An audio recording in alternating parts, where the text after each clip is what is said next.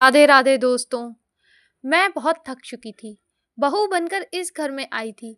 दिल में बस एक उम्मीद थी कि सब अपना मानेंगे, अपनापन देंगे, पर मुझे मिला क्या? बस ताने, सवाल और हर वक्त मेरी नीयत पर शक। मैंने कभी किसी से कुछ नहीं मांगा। मैंने बस घर को घर समझकर निभाना चाहा था। पर मेरी सास के दिल में ननद के लिए जितना प्यार था, उतना अपनापन उन्होंने कभी मेरे लिए महसूस ही नहीं किया। घर बड़ा था, पर दिल छोटे थे। एक छत के नीचे रहते हुए भी लोग एक दूसरे की परछाई से उलझे रहते थे। उस घर की मालकिन सास थी, श्रीमती कमला, जिनका मानना था कि घर चलाना उनके खून में है और बहू वही हो सकती है जो उनकी तरह नियमों का पालन करे।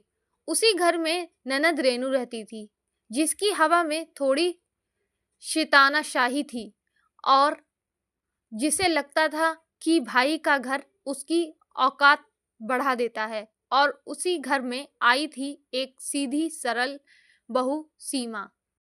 शहर से आई थी और प्यार और समझ से घर को संवारने की तमन्ना लेकर आई थी।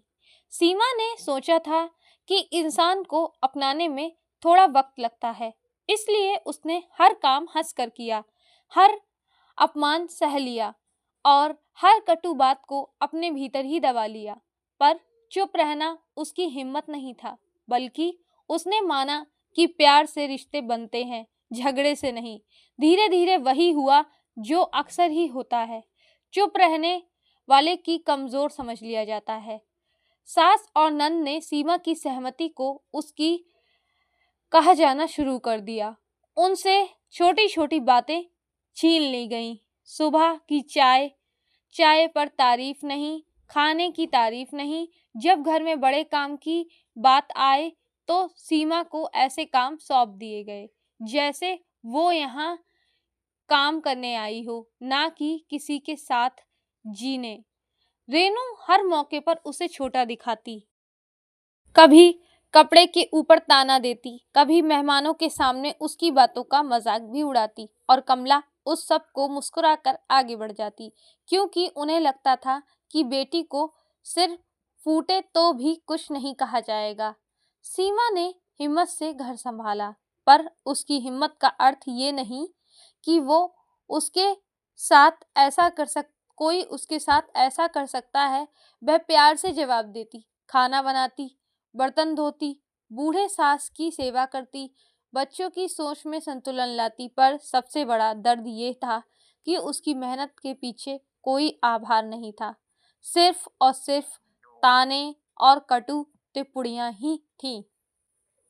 समय के साथ सीमा का धैर्य घिस गया, लेकिन टूटना नहीं चाहती थी, क्योंकि उसके अंदर दरबार जोड़ने का जज्बा था। वह चाहती थी उसके पति का घर खुश रहे, पर घर की दीवारें के भीतर जो जहर भर रहा था, वह किसी दवा से खत्म नहीं होने वाला था।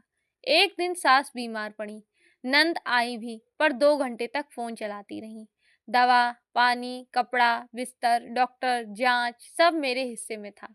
मैंने बिना थके, बिना बोले बस निभाया। 3 दिन बीत गए।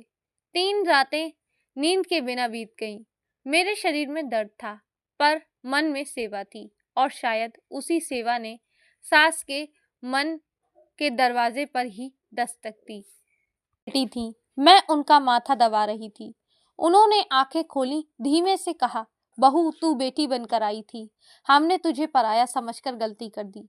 मैं कुछ नहीं बोली, क्योंकि जो दर्द शब्द में नहीं उतरा, वह आंसुओं में उतर चुका था। नंद खड़ी सब देख रही थी। पहली बार उसके चेहरे पर अहम नहीं, शर्म थी। सास ने उसका हाथ पकड़ा, धीमे से बोली, इस घर में बेटी अपना हक दिखाए और बहू अपना फर्ज। वह घर कभी खुश नहीं रह सकता। यदि घर को स्वर्ग बनाना है तो बहू और बेटी दोनों को बराबर मानना होगा। उस दिन से नंद ने अपना लहजा बदला, सास ने अपना व्यवहार बदला, और वही घर जहां मैं रोज घुटती थी, अब वही मेरा घर अपना बन गया। बहू कमजोर नहीं होती, वो बस रिश्ते बचाने की कोशिश में ही खुद को खो देती है, और जब उसे समझ आता है उसका दिल कितना बड़ा था, तभी घर समझ पाता है कि उसकी कीमत कितनी बड़ी थी। दोस्तों, उम्मीद करती हूँ आपको ये कहानी पसंद आई होगी। तो हमारे चैनल को सब्सक्राइब करना बिल्कुल मत भूलना। कल फिर मिलेंगे ऐसी ही एक नई वीडियो के साथ। तब तक के लिए धन्यवाद।